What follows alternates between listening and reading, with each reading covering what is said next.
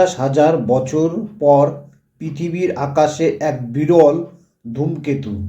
50,000 বছর পর আবার দেখা দিয়েছে রেয়ার গ্রিন কমেট নামের ধূমকেতু। ভারতের কাশ্মীরে লাদাখের আকাশে এটিকে সম্প্রতি দেখা গেছে। অ্যাস্ট্রো ফটোগ্রাফাররা ইতিমধ্যে এই সুন্দর আকর্ষণীয় ছবি তুলেছেন।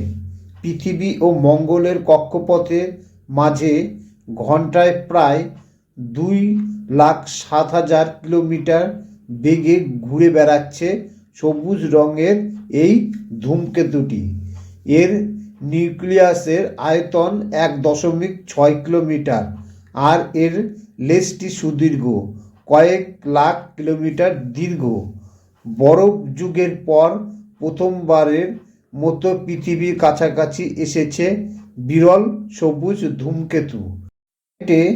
তিন নামক এই ধূমকেতুটি প্রায় 50,000 বছর পর পৃথিবী থেকে দেখা যাচ্ছে। এবার পৃথিবীর অতিক্রম করে গভীর মহাকাশে ফিরে যাওয়ার পর বর্তমানে পৃথিবীতে বসবাসকারী কোনো ব্যক্তি ধূমকেতুটিকে আর দেখতে পাবে না। ধূমকেতুটি যত সামনেই আসবে তত উজ্জ্বল লাগবে।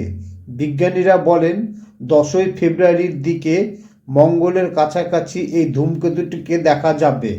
ধূমকেতু থেকে এই মহাকাশের মহাশূন্য এবং সৌরজগতের ও এর সৃষ্টির নানা বিরল তথ্য জানা যায়।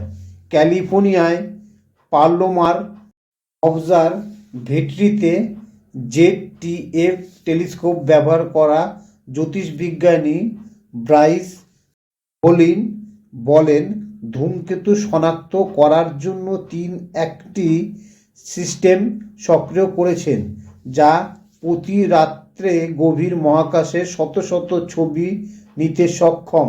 তবে রাত্রের আকাশে তিনি এমন কিছু খুঁজে পাবেন যা আগে কখনো কোনো জীবিত মানুষ দেখেননি তা নিয়ে ভাবতে পারেননি।